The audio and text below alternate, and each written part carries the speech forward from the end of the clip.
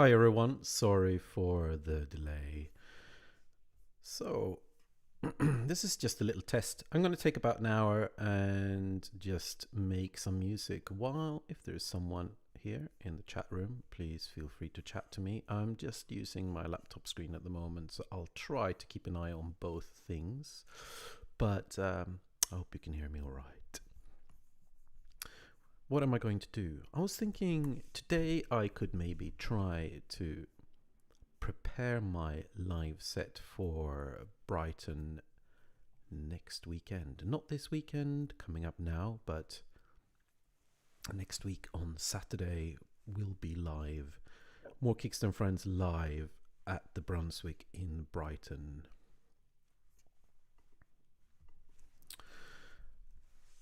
Hello, Konstantinos. I hope you can hear me all right. Thank you for saying hello in the chat. I'm just going to do a bit of noodling for about an hour.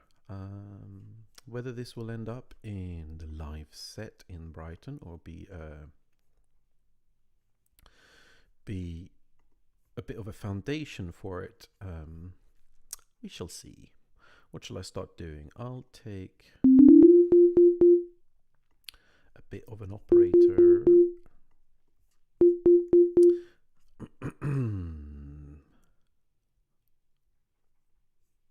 Thank you for confirming that everything is sounding all right. I think maybe I just start comfortably. What I usually do, I need some percussion, don't I? Start making some beats. I don't like that sort of side trance. Maybe something a bit more muted, something with maybe add some more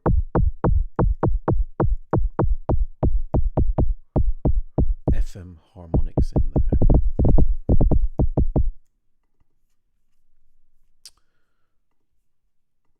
Let's just start off with making some beats.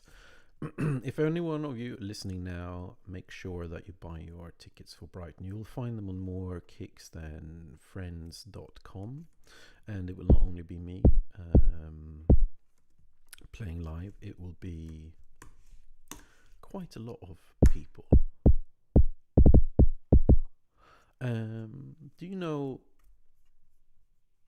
a guy who used to be, this may be unfair to say that he used to be big in the IDM world. I suppose I haven't heard any new releases by him for many years, and that is Music. It's not spelt with the letter M, it's spelt with the, is it the pi sign or something? I think his wife, or if it's his girlfriend, is going to be one of the live artists. And of course, Ned Rush will be there and a lot of other people, really amazing people. I think it's going to be a super evening. I haven't been to Brighton for a very long time. Well before COVID. And I suppose I live now quite...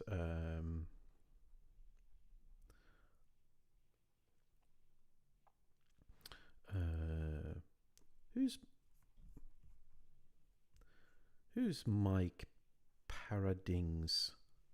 Is he one of the people playing live? I'm so bad at remembering names.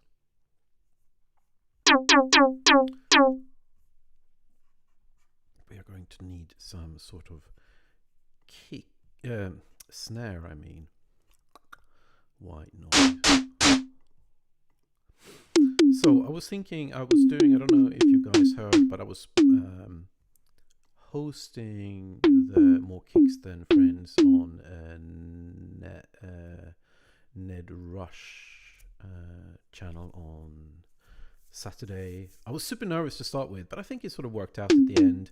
But I realized I should probably try to do some of these live takes. I should work on my setup a little bit, and I want to have a second screen so I can sort of properly read your comments while I'm making stuff, but we'll get there. There's also another few things that I would like to ask if you're interested in, and that is speaking to Ned Rush and see where we could take this next. So we're obviously doing it around UK at the moment.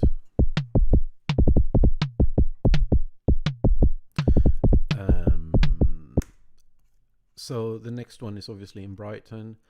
There is looking like we got one coming up in London at a place called the Water Rats. I have never been there. I think the date is still a little bit to be confirmed. But that will be interesting. So also plotting, maybe doing one in Sweden.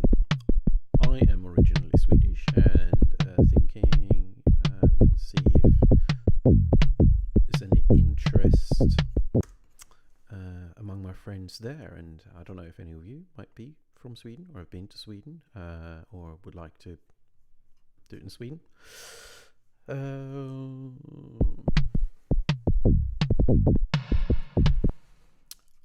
The other place we were thinking of, where I live fairly close to, is Colchester in Essex.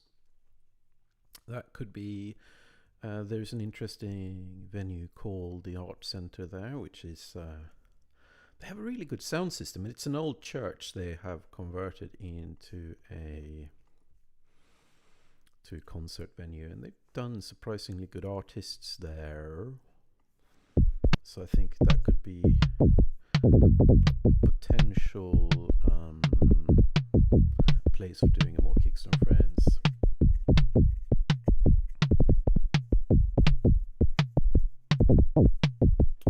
Oh yes, how are you meant to pronounce it? Planet Moo? Not Planet Moo, like what the cows say, although that would be quite sweet.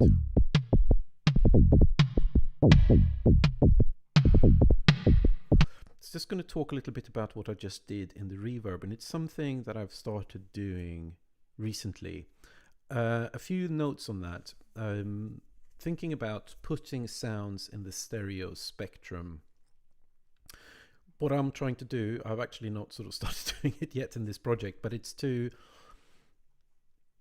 try to keep kick and bass in, they can live a bit in the bass territory, but other sounds, just to make room in the stereo mix, to cut the low frequencies, maybe over 120, or we can do, well, here's just for the reverb, for example.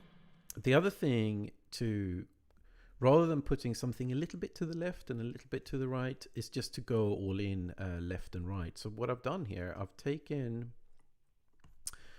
two reverbs and grouped them and panned them hard left and right, turn the stereo off so they don't send anything to the opposing channel.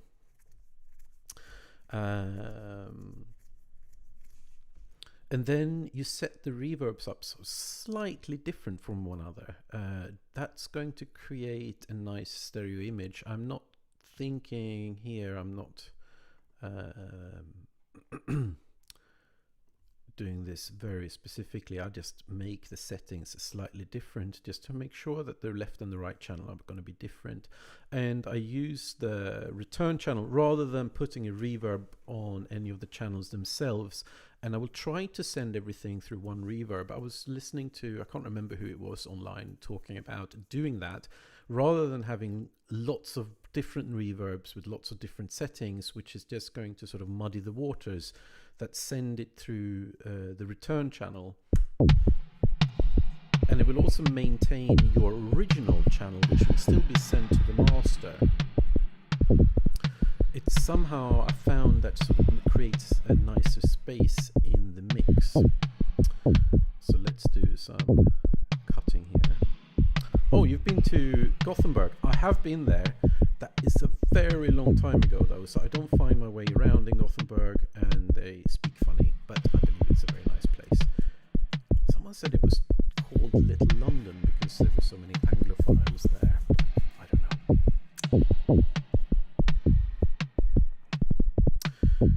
confirm that you can see the screen all right? Do you want me to zoom in? Is it sort of a weird format, or is anything else weird happening?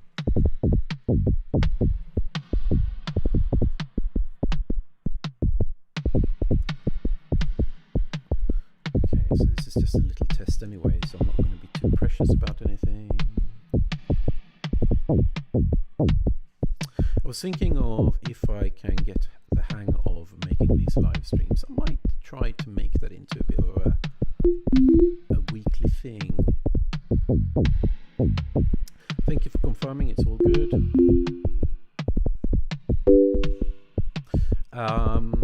Making it into a weekly thing, because there's often little philosophical things that I think of, but they're not necessarily... let me turn my voice up. Let's see. Is that better, or is that too loud? Please confirm. I should be running some plugins in my streaming software, but I haven't had a chance to set that up, so as long as you hear me all right.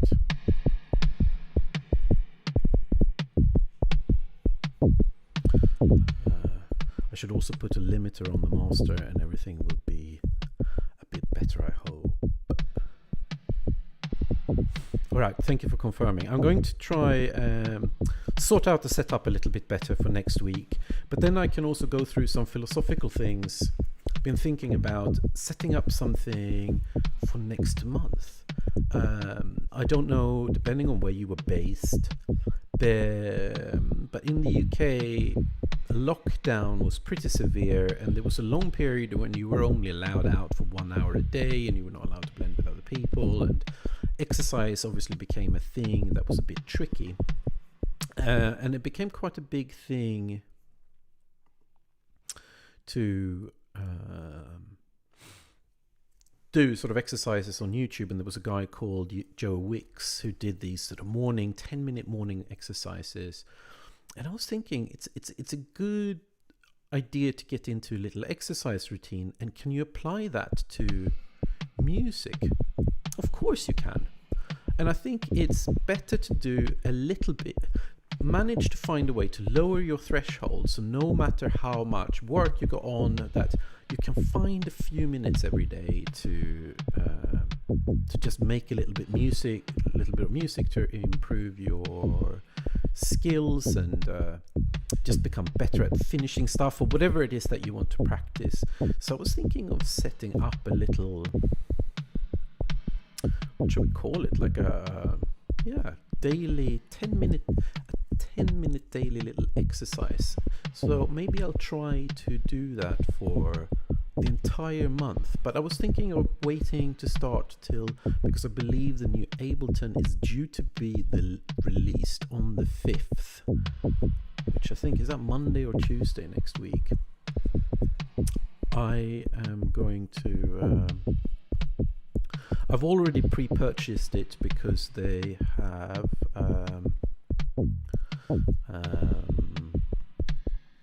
they gave us a discount if you buy it before the release date or something. So, and I knew I was going to get it anyway, so why not benefit for that?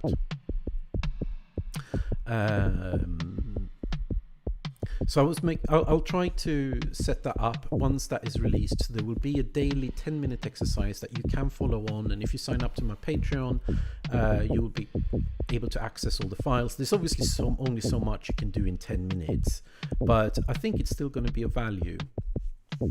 And I see that Element, is that how you say your name? You did a whole track. Did you finish a track every day? But I know what you mean, because I think there's a magic threshold. I was doing a 1 minute's worth of music for 100 days straight. I've done that twice in the past, and it's a strange, because eventually when you hit a point when you don't really have any ideas anymore, you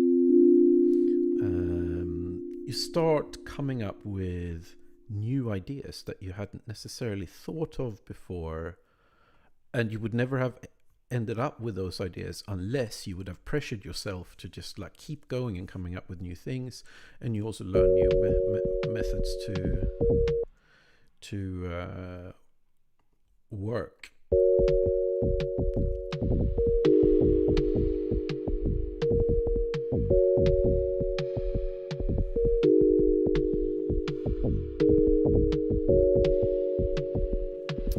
Will I keep sharing Ableton 11 files?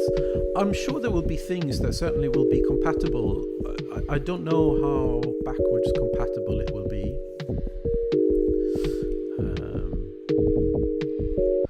I think we will have to wait and see. I'm certainly curious to explore Ableton 12. I did not get on the beta testing team. Let's see. Just need to infuse some random notes in this boring little melody.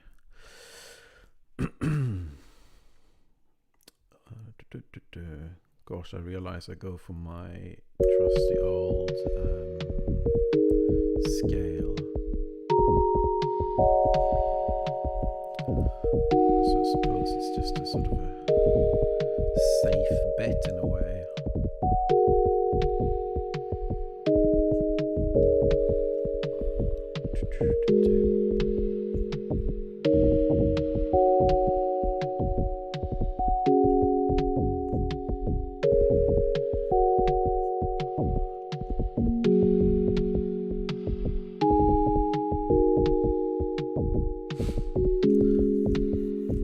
I think it's also a golden opportunity when you do those like 10-minute sketches or whatever it might be. It's a golden opportunity of just practicing stuff that you're really bad on. There was a period where all my music was pretty much all percussive because I just really struggled with doing anything melodic. But I think by doing those little tests every day, you just hit the wall over and over again, but you hit the wall over and over again very quickly. So you therefore will reach a point when you all of a sudden don't hit the wall, you just like strike the right note.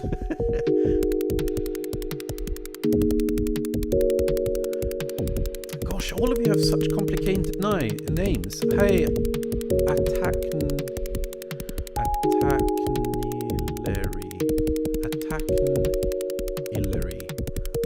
Hi, sir. I don't know if you're a sir or a madam, but because I don't know that name at all. But thank you for saying hello. Thank you for checking in today.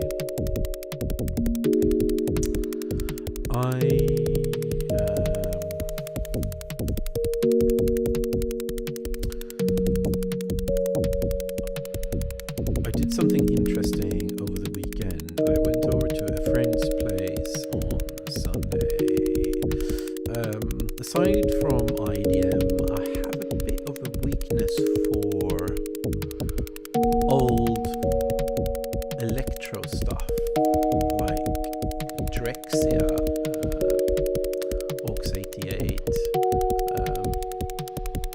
Japanese Telecom, which is also Drexciya, and just lots of that sort of stuff. And a friend and I, we had talked for a long time about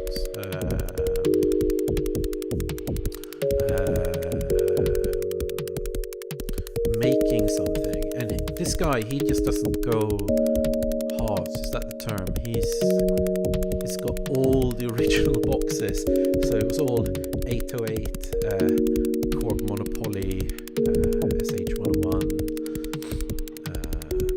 Sequential Pro 1. So we're hoping to release later this year like a proper electro EP that will not be under the name The Fellow Passenger. It will be under some other name. We will have to see.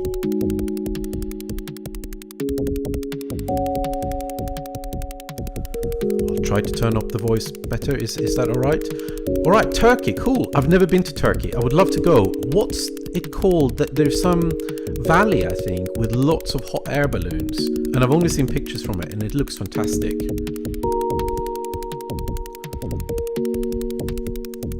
I turned the voice up a bit. I hope it's not distorting. I hope it sounds alright.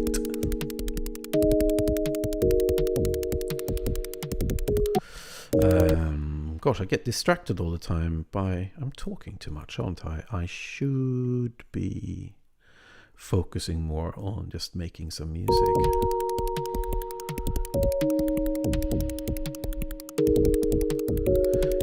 Cappadocia. Alright, I need to look it up. It looks amazing. But maybe...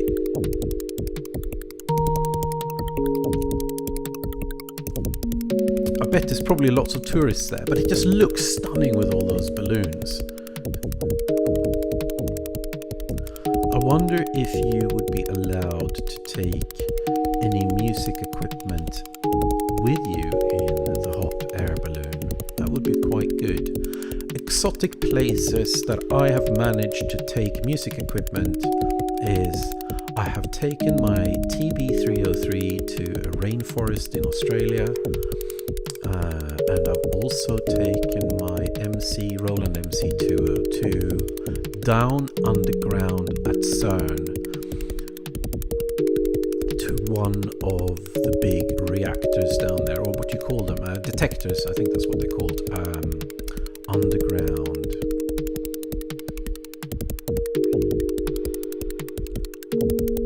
Gosh, is that what it's from? I thought that Autechre cover, sorry if you're not looking in the chat, Autechre's Amber cover is from the Air Balloon Valley in Turkey. Is that true? I thought that was like some sort of 3D render or something. Hang on, I'm just going to disappear from the microphone a moment. I'm just going to go and get the LP and just have a look at it.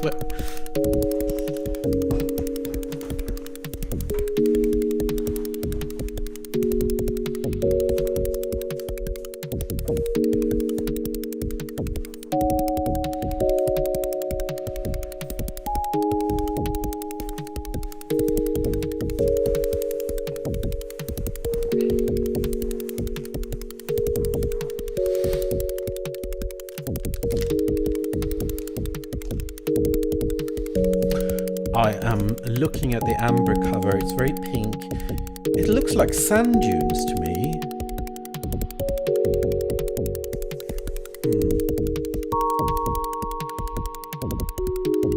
Looks amazing. I've never looked that carefully at this album actually. Cool. Alright, maybe would you be able to sort out so we can do more Kicks Than Friends in Turkey and we can maybe fly over? I think you can get fairly decent tickets.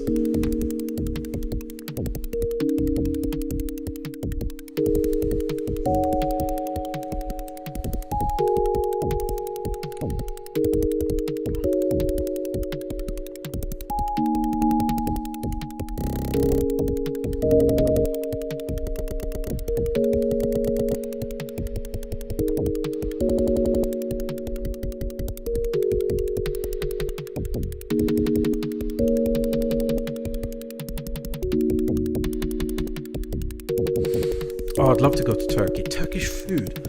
Went to a Turkish restaurant a few days ago, and it's like the bread is so good. And like, what do you do to the rice? Like, do you put butter in the rice? There's just something that makes the rice amazing.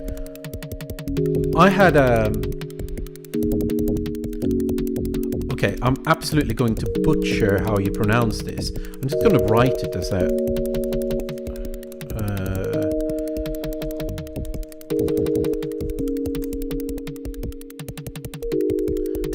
Did I spell that correctly? Adana Iskender? Is that how you say it? It was like with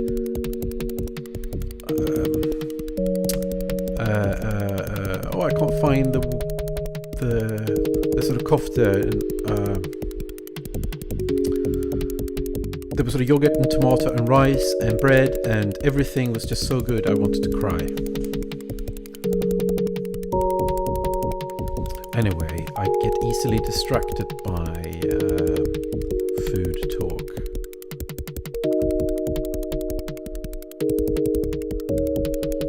Oh, are they different things?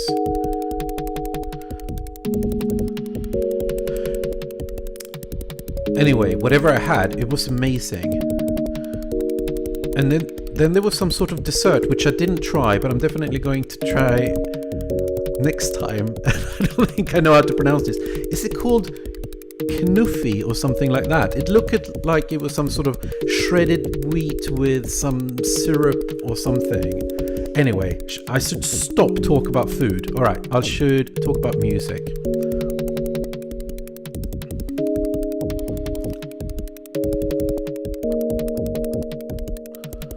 Oh, this sounds really boring. I need to do something with this music. All right. Kunefe.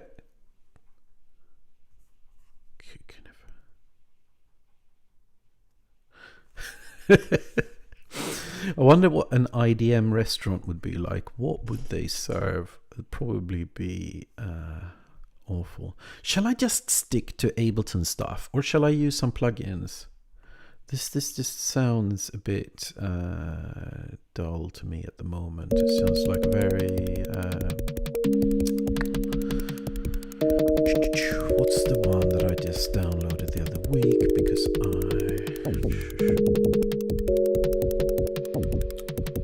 Universal Audio Polymax.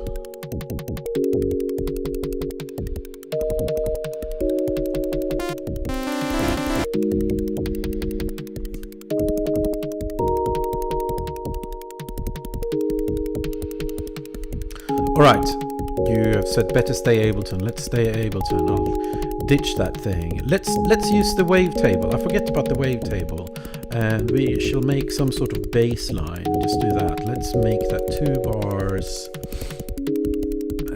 We go down a few octaves, and let's do that slightly offbeat.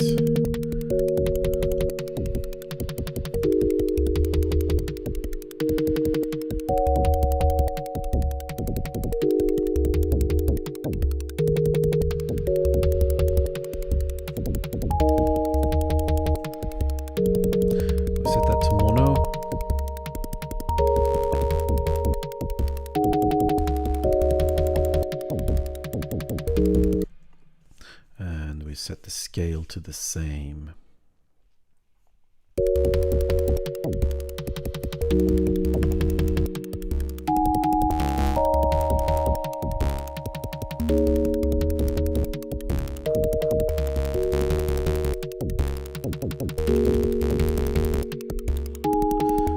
I've never heard of Falcon, I don't think. What sort of synth, what sort of instrument is that? What sort of synth? What does it do?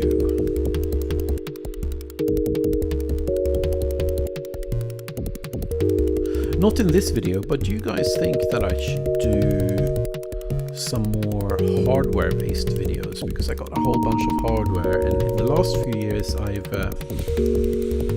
spent some time buying perhaps equipment that has perhaps not really been in the limelight, and therefore I've got it quite cheap, but some really interesting bits, mostly different weird FM synthesizers that have not really had much of a chance to shine, because not only can FM synthesis be complicated to understand in the first place, but on top of that, a lot of the old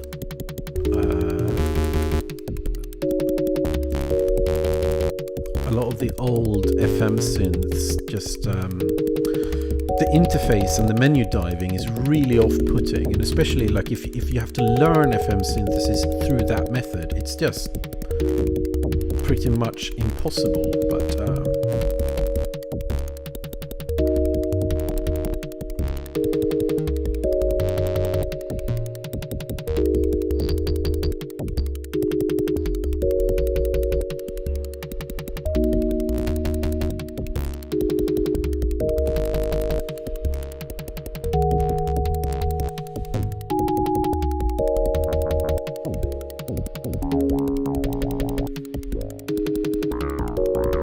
Yes, all right, let's do some hardware. I need to sort out my studio. I haven't been in the garden studio much over the winter because it's bloody cold out there.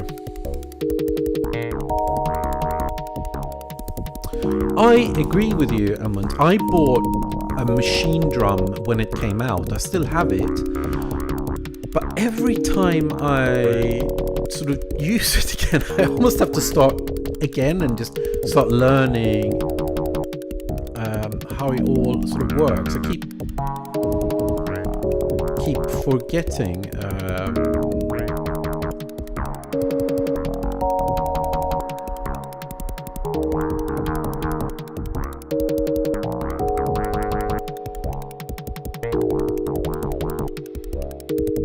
I think maybe there will be a mixture. I certainly won't go away from Ableton for quite a while, but it would be nice to mix in maybe some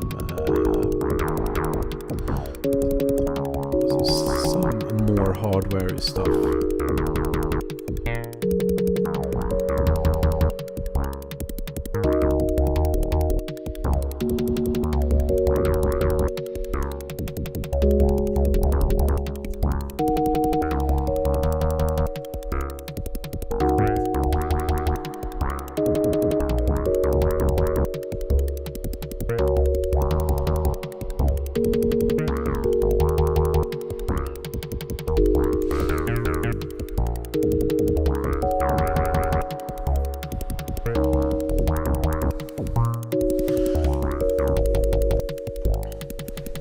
I've come to the conclusion that, well, there was this craze around hardware and especially old analog synthesizers, which have been increasingly impossible to get hold of unless you are willing to go and get a big bank loan, that they sound different. And maybe they do to a degree, but I would say modern analog synths don't necessarily have the mojo that the old ones do. And I've also come to the conclusion, two things, that it's not only that they're analog that makes the difference. I think it's old crappy electronics, because since I started buying lots of old digital synths, they have a different sound. They genuinely sound different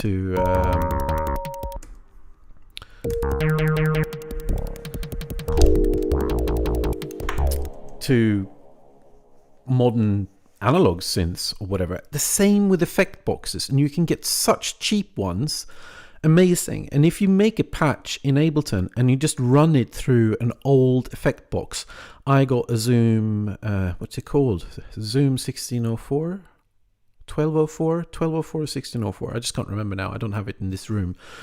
It sounds amazing. And you don't have to go, well, still, a quad reverb is not that expensive if you compare it to some vintage synths, but you can get something for easily under £100. And if you just process through that, like even if you buy an Alesis 3630 compressor, that's the Daft Punk compressor. I bought mine for £30 and just run stuff through that. Or a Mackie 160, that's the one that's called 1604, and the Zoom is 1204. The Mackie 1604 mixer, and it's not the VLC model, it's the one that doesn't have VLC in the name, or VLZ. And just running stuff through there sounds warm. Just take the stock 808 samples from Ableton and run it through that Mackie mixer, and it just adds warmth to them. And you can get one of those if you're lucky. They don't come up a huge, lots of times, but you can get that for under £200. And driving your sounds just by cranking up all the EQ bands, it just infuses it with magic.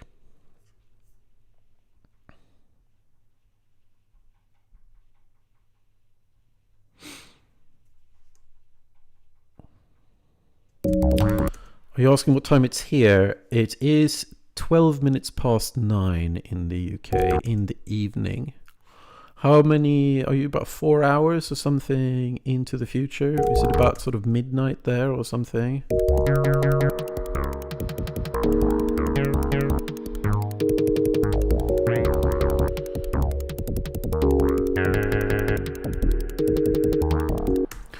I would say some if you want some cheap FM synthesizer tips, there's some in the UK now on eBay that, if I already got one, I should probably not buy one more. But for example, if you take the DX100, which has gone, the Yamaha DX100, which has gone up a lot in price recently,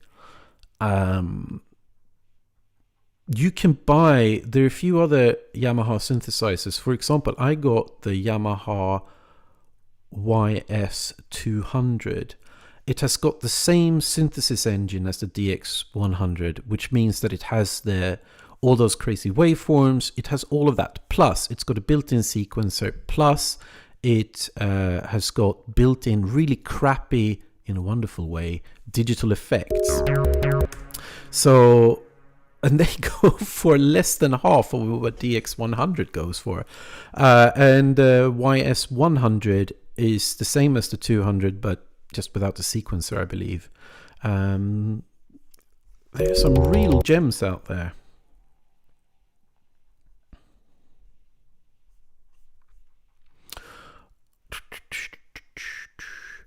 Oh, your neighbors, all the way, yeah, Turkey and Greece. We can talk about Greek food as well. Spanakopita. Do I say that correctly?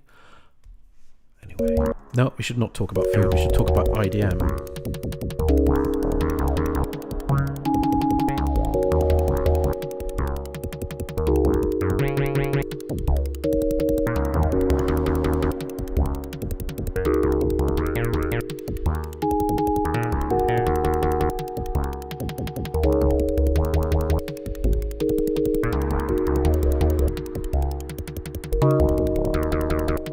That's hardly a bass, is it? I'm just going to cut the low frequencies altogether on that one.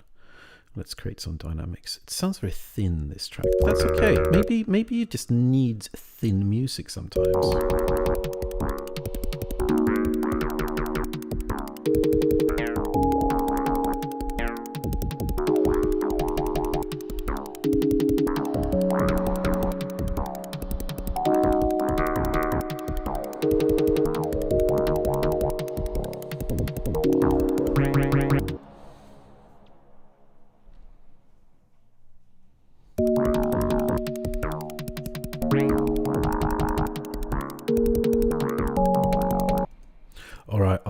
I'm not going to ask if Greek or Turkish food is, which one is better.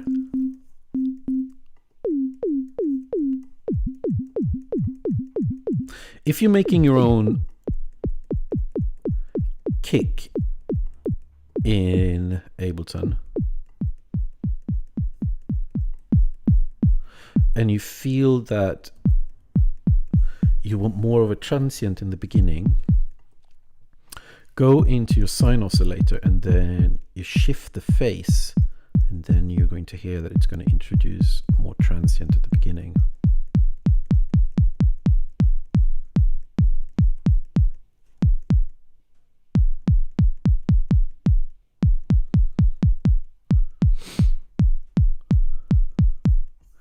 Yes, only love and food. I agree.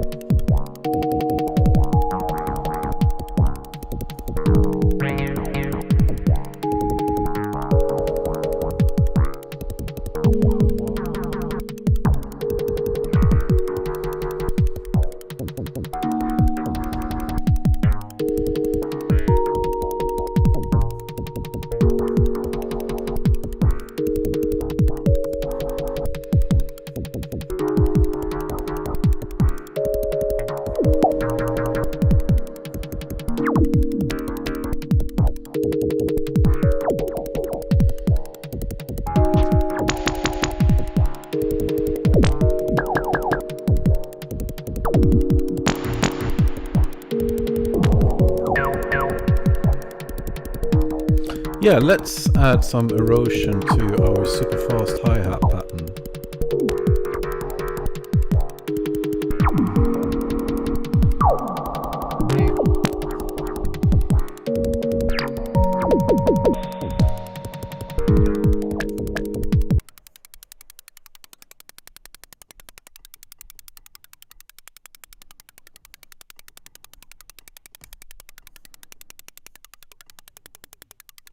Maybe those hi-hats are too short.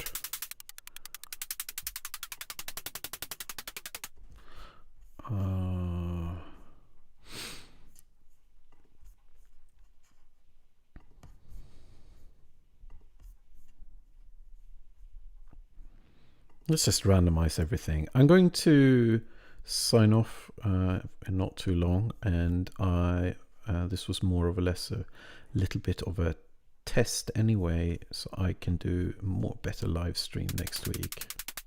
So any feedback is welcome, and I shall certainly sort out the balance between my voice and the music better.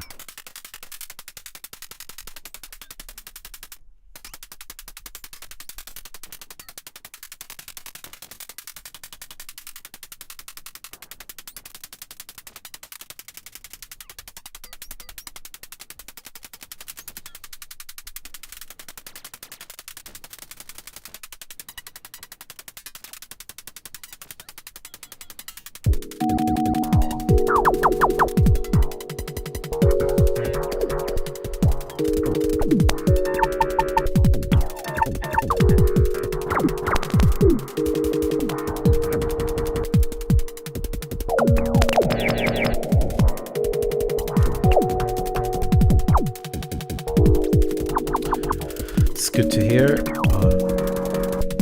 Do you want this project file? It's not really much happening, and it's just quite easy to replicate. I can put it up on my Patreon if that would be worth anything to anyone, but I'll probably prepare myself a bit more for the next one.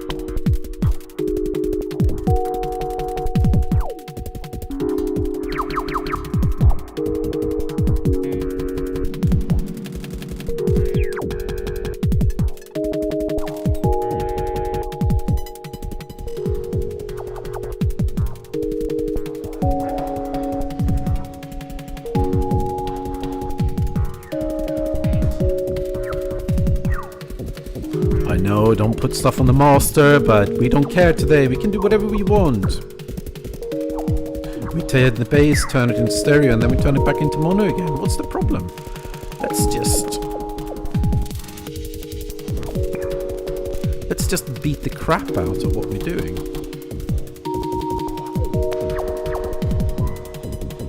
What does the new expression control do? I haven't really looked into it.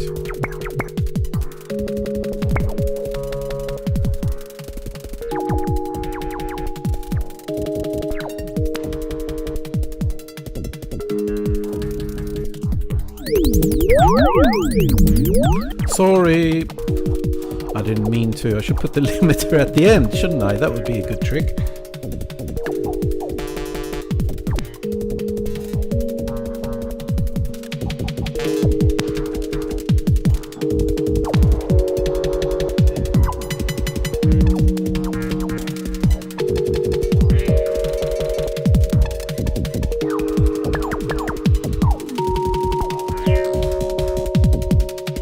Oh, I like the idea that you get more control over the curves.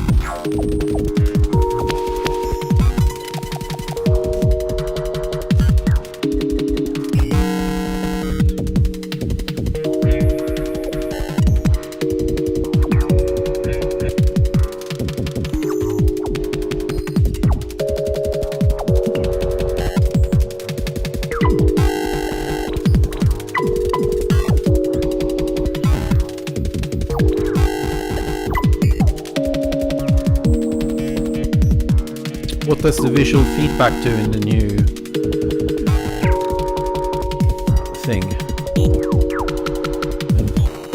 Not making sense. In the new expression control.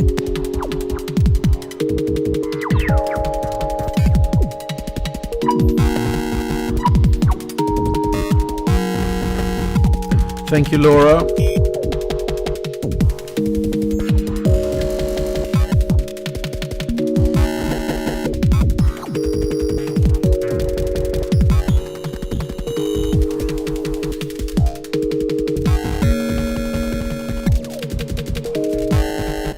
This is a classic thing, isn't it? Like, I've got this little loop going and you can listen to it forever, but it doesn't transition into anything else.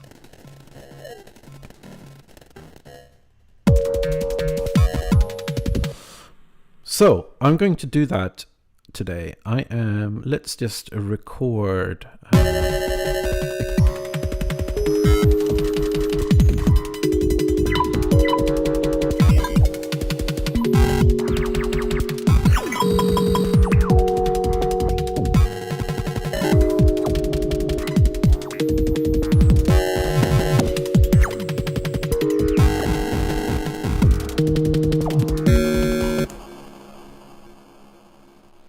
Put lots of master channel. That's just so naughty.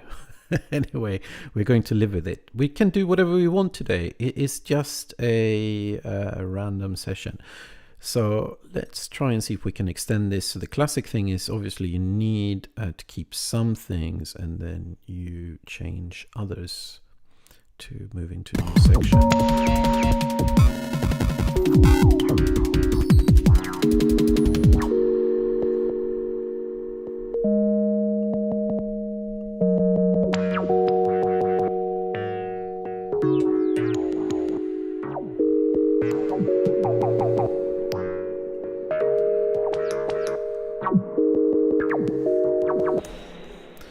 Maybe we can try and make some lush pads. Why don't we use the analog for that?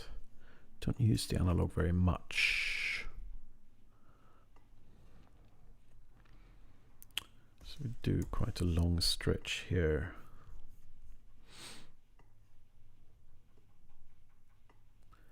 Eight bars, is that very long? It's not particularly long, but it's long, but not long.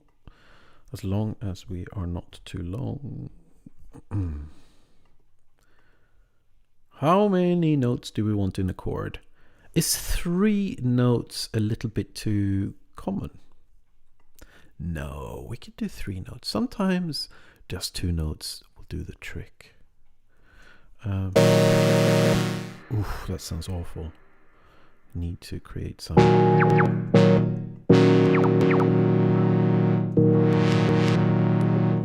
Oh, that's the filter envelope that I'm changing now, but that's cool. We can do that.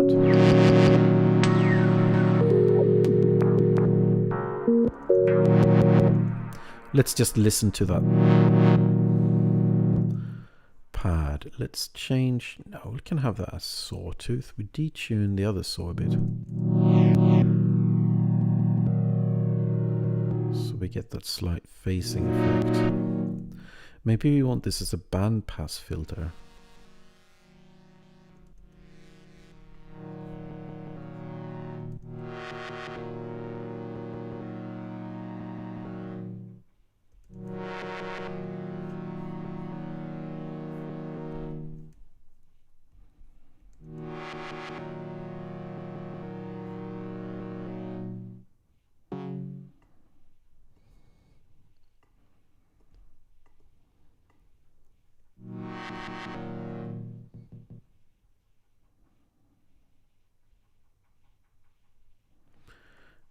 Yes, I could copy the operator's MIDI.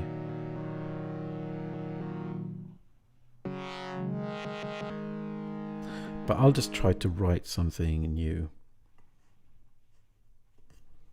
Maybe lazy. I don't know if it's lazy actually. Let's see.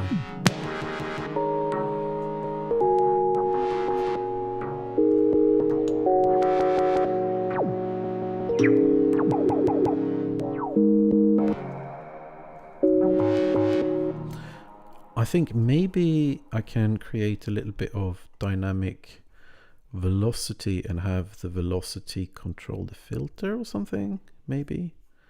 How do I do that? Can I have, yes, envelope.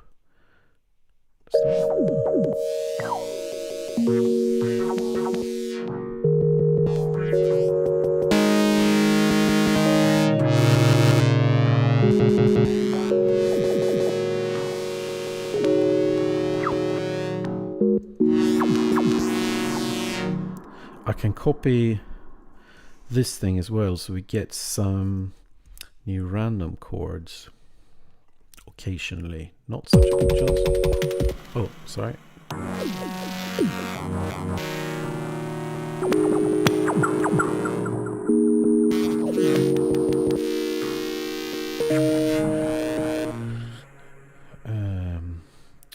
For some reason, there's a big heart, which is nice, in the way of your. This says, oh yeah, there we are. Do you know a chord recipe for IDM except the usual minor chords? The classic warp scale is the D minor, D sharp minor pentatonic scale, which is in other words just the black keys. A lot of the old warp albums just use that. It's not really a progression, but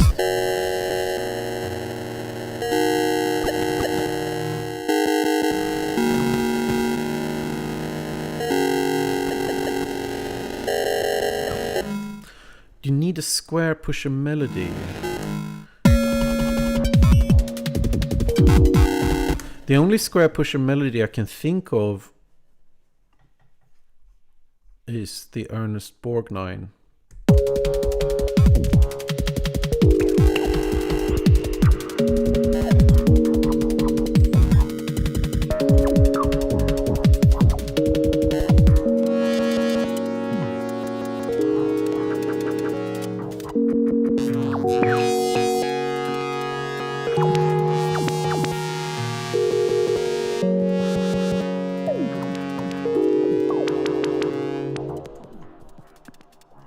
Let's copy that one. So here in the second time around we do that, but we pitch it down 1 octave and we want maybe more low passy stuff happening. But we can do that maybe as a square wave.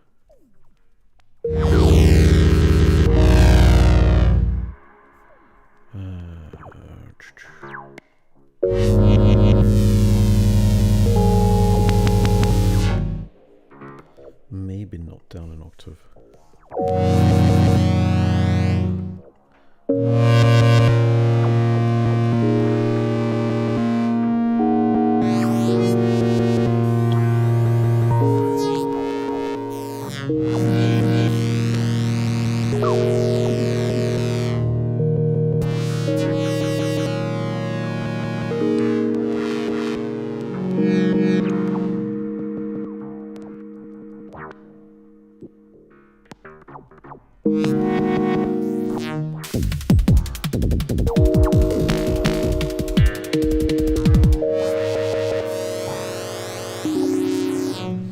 Yes, the redux is controlled by the kick, and depending on what the kick ends up as, so yeah, probably a good idea.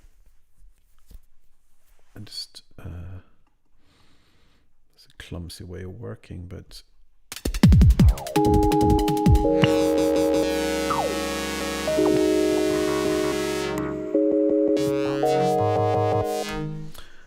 if I use any sequencers, do you mean hardware sequencers or software sequencers?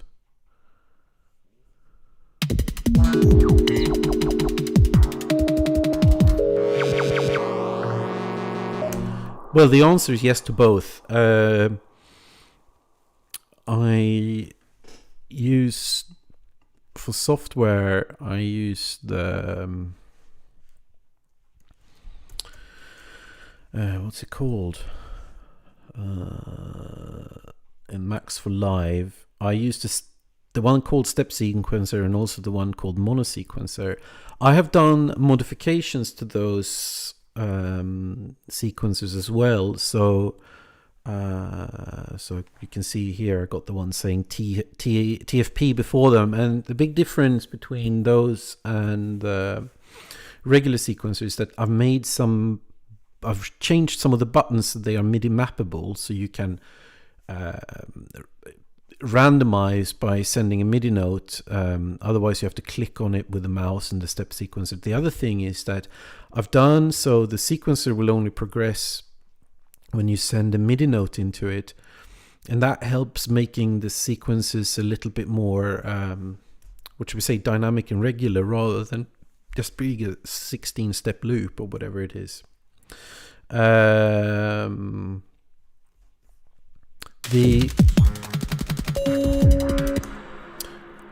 when it comes to hardware sequencers, for modular, yes, I got in my modular setup, I've got the IntelliGel Metropolis, and I got the Variegate 4 Plus and Variegate 8 Plus. They are the sequencers that I have. However, I haven't been using a huge amount of modular recently.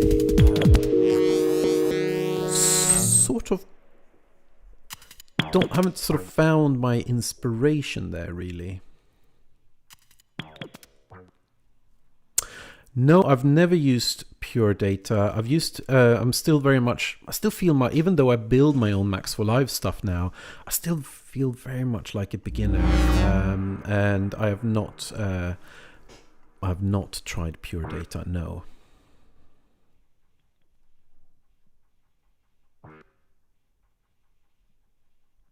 Hi, Pocket Reality. Thank you for having you on board.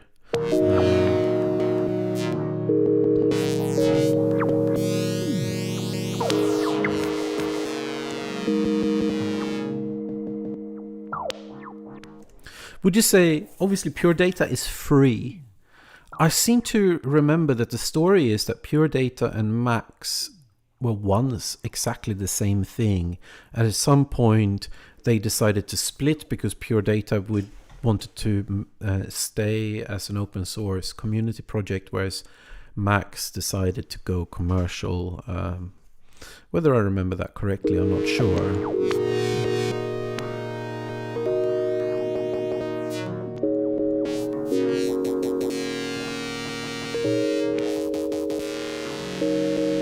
Where are you all based? I know that we got someone from Turkey and we got someone from Greece.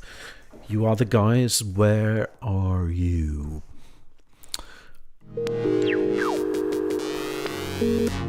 I assume, Pocket Reality, you are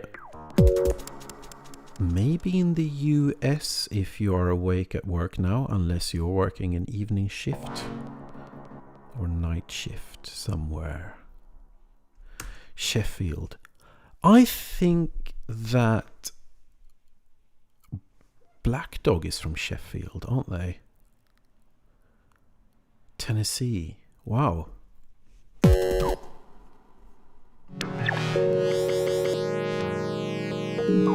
I've not been to Tennessee and I've never been to Sheffield.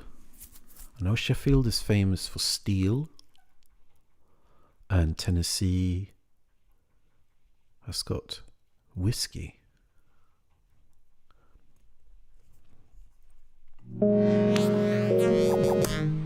I also think that the film Threads is set in Sheffield, isn't it? Like that nuclear disaster movie. Yeah.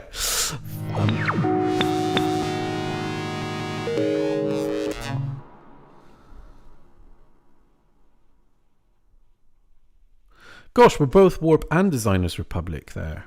Cool.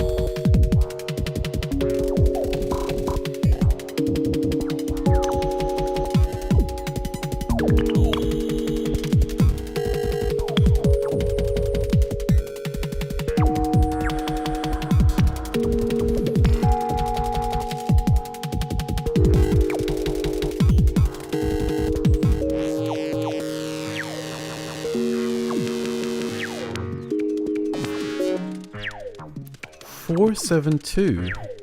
I can't think of which Black Dog that is. Let me just check. Black Dog 47. What? What track is 472?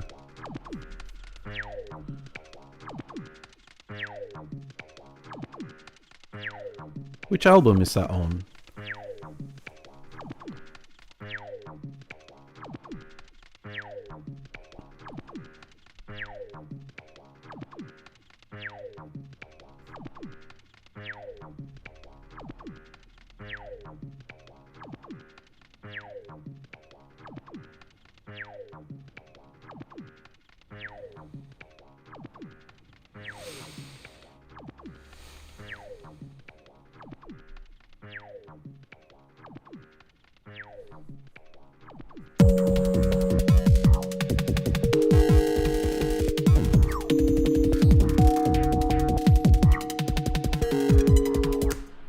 Is it on Bytes? Is that the album it's on? Let me just...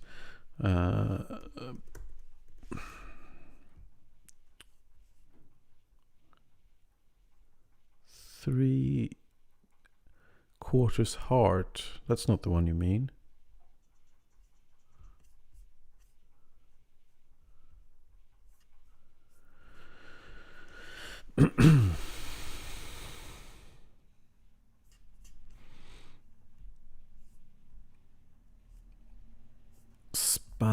Spanners.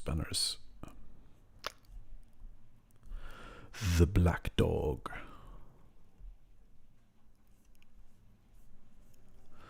So I grew up in Sweden. I don't know if this is still the case. We used to play the biggest taxes in the world, but you also got a lot for your money. So when I grew up, until you were 25, you could get extra. You could study or learn whatever you wanted free of charge, like if you wanted to learn a musical instrument or whatever. And we were into electronic music, and our local small town had a little studio. I still remember what equipment they had. There was an Sonic EPS 16 Plus sampler, a Juno 106, and a Roland Sound Canvas, and an Atari ST with Cubase on it. But there were quite a few people that were already booked in to use this studio, so we only got the slot on Wednesday evenings, because no one else wanted that slot, because there was a radio program which was a great source for electronic music, or to hear things that were just not like commercial electronic music. And that's where I heard Black Dog for the first time. It's funny, that studio, it was about 20 minutes. No, it was probably about 15-20 minutes on the bike away from where I lived.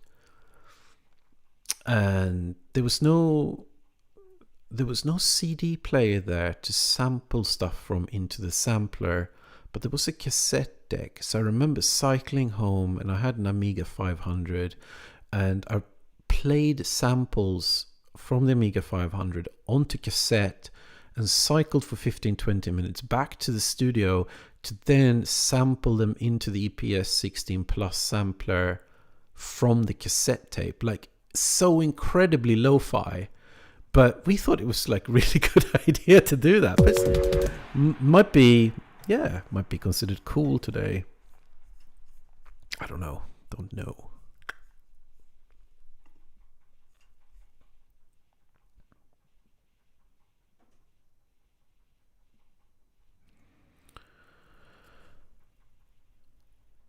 What I think about the Arturia Mini Freak, so for me the story is that I had the Arturia Micro Freak, and I thought it sounded really good.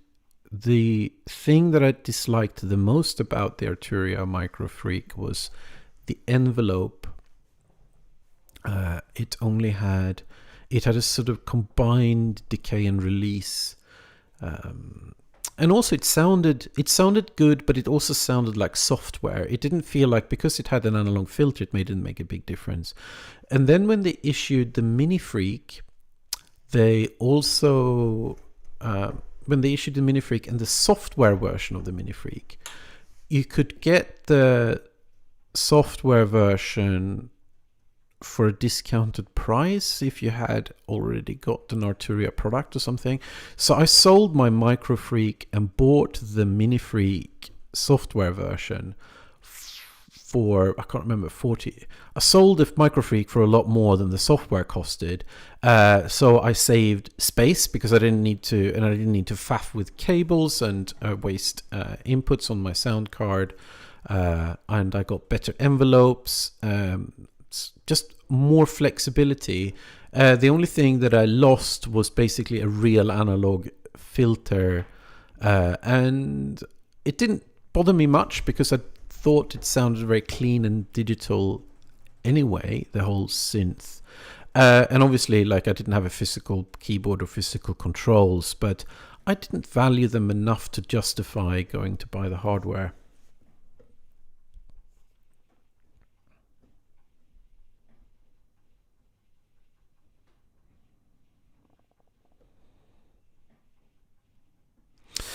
So the Micro Freak, yes, I'm just sort of reading your comments now. Yes, it has that weird the keyboard is interesting. So, but I wouldn't recommend it for, like, if you are a keyboard player. I think it's interesting from an experimental point of view. And it's sort of paraphonic because it shares the analog filter, so you can do chords and stuff. I don't think the connectivity is so much of a problem. The polyphony is weird because, yeah, the shared filter, so it's just paraphonic.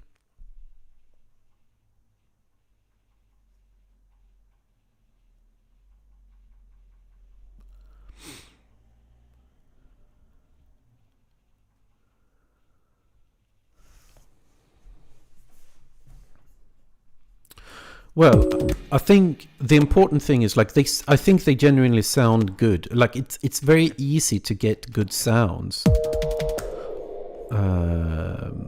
from them. The modulation matrix is quite powerful, but it's slightly less important when you have the expression control, which you can sort of do a lot of those things, and you can obviously extend the ability in the Mini Freak. Let's just throw the Mini Freak in there. I know we said we were just going to do Ableton stuff, but we can change our mind, can't we?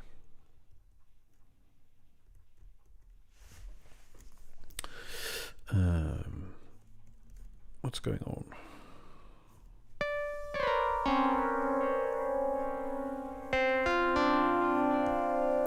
Let's set that to a new preset.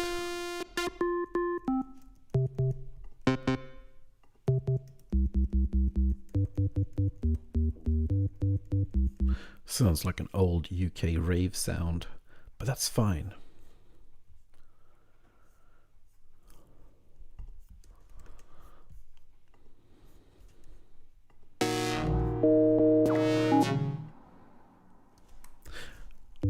I just realized that we said we were going to make some sort of square pusher melody. Where did that go? So let's go into... I don't like that you have to press an advance button to get to this section, but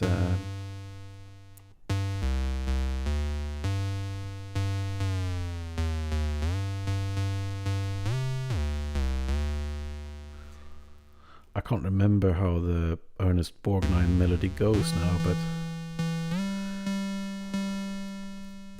let's just make a damn melody and we'll just take it from there. We can do...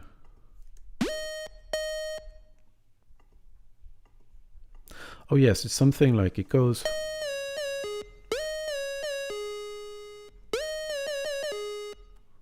Oh, I wondered why it reacted like that. It's probably because we just got this stupid beat repeater that I put on the master.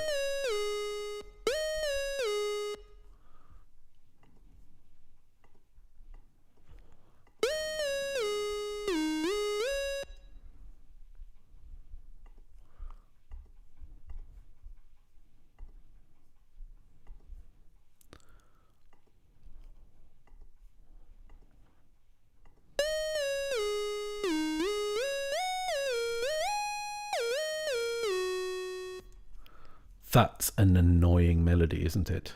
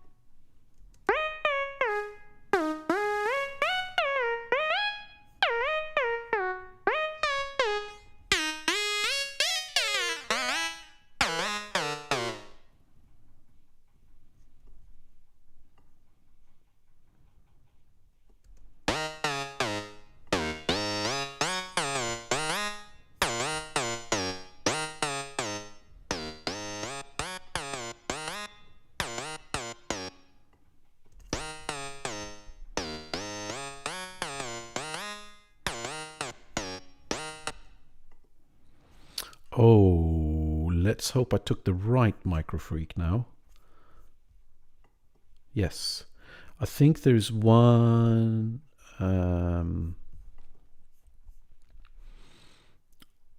where you can't map all the parameters or something if you use the different VST3 or a VST or whatever. Can't remember which one is which.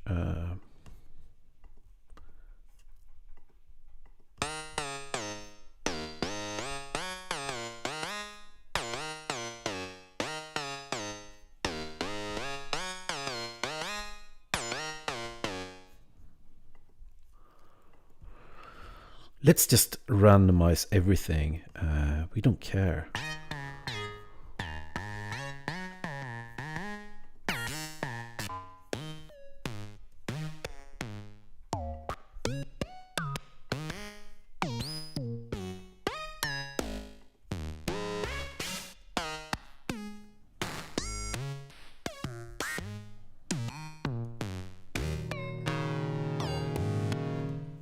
It's too slow, this melody, isn't it?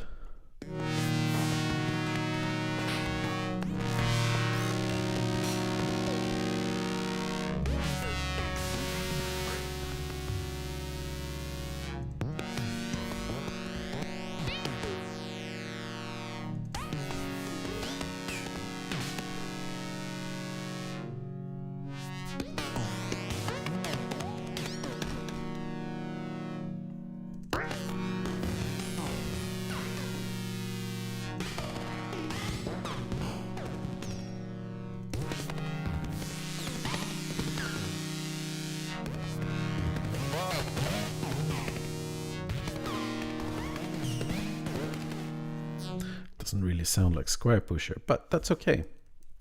That's okay.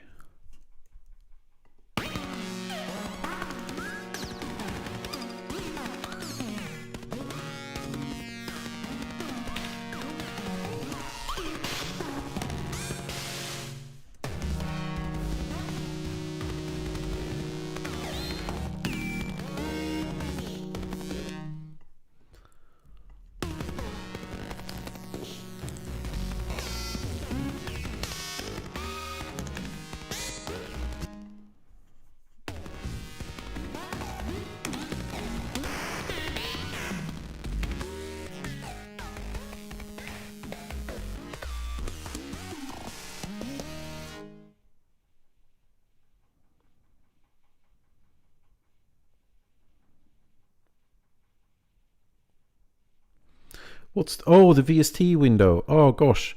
Yes, all right. All right, I think we'll have to live with that for now. I'll sort that out for the next stream next week.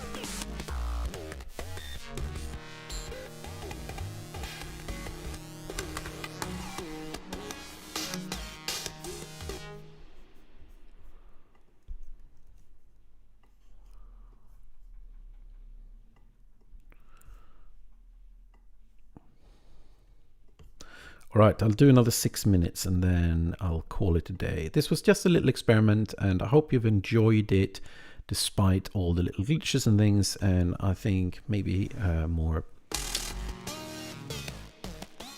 interesting stream next week.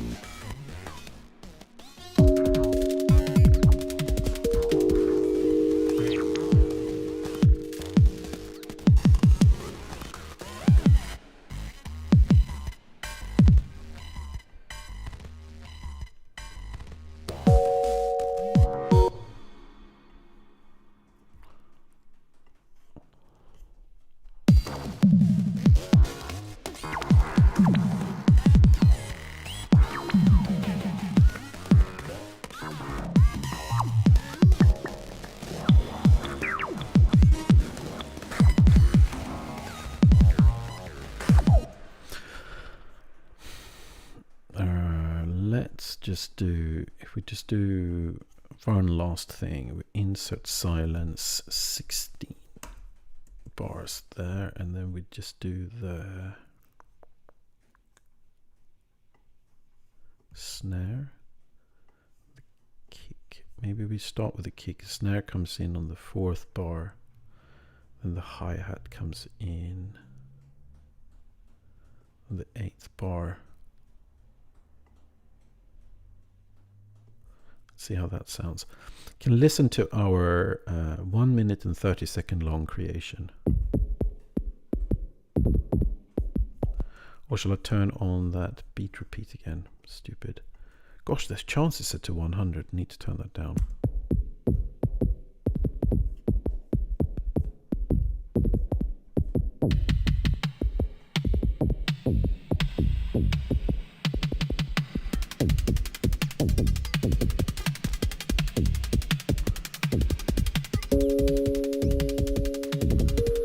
Oh, how did I insert silence? You click on create. Do you click on create? What do you do? I also just did it without thinking. Oh yes, under create, there's insert silence, and then you can just type in how many bars you want that silence to be for.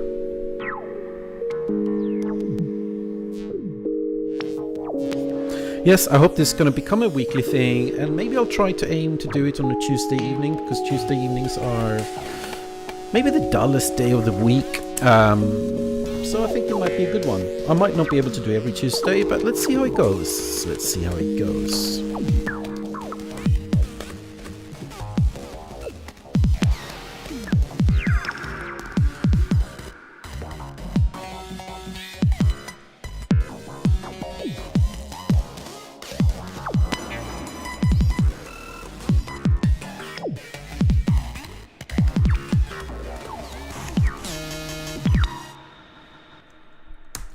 I think that's it. That's what we managed to do in an hour and a half. Not the most exciting tracks, but we got to start somewhere.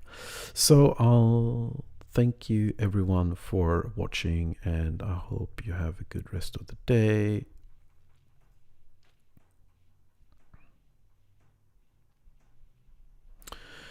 Yes, that's the reason, because I only stream the Ableton screen. I think it will be a bit easier.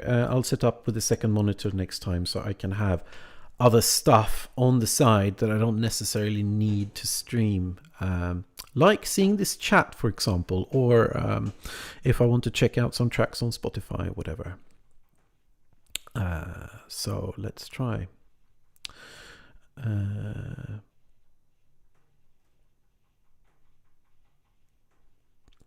We would love to do a US one, Pocket Reality. I think we were just talking about maybe doing one in Sweden, so maybe we can go international. I'm also associated with a label called Point Source Arts, but they are not in Tennessee, they are based in Illinois. And we have also been chatting about maybe doing something there. I know it could be tricky to realize. I think it's more maybe me that want to do that. I would like to go over there. It would be quite fun. And certainly there are some people in Ned Rush's crew, like User Friendly, for example. He is, I can't remember where he's based, but he's in the US. I don't think it's Tennessee. And Istanbul. Yeah, I mean, yeah, totally. If you can find someone who is willing to pay for at least some flights and accommodation, I'd love to come over. That would be fantastic. Yeah, Italy too. Italy I have been to for one day, and drove across the border from France. That's the only time I've been in Italy. I also fear that this could be a lot of Mediterranean food talk. Well, I think my tummy fears it, because this year I've decided to become incredibly good looking, but it's going a bit so-so. But I don't think that's quite compatible with thinking too much about food. But we'll see. how that goes.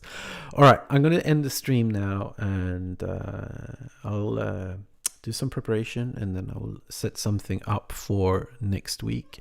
I also hope there will be a new, fresh video a little bit later in this week. I'm sorry, I feel like my YouTube channel has been a little bit quiet this year compared to the end of last year, but I'll hope to change that soon.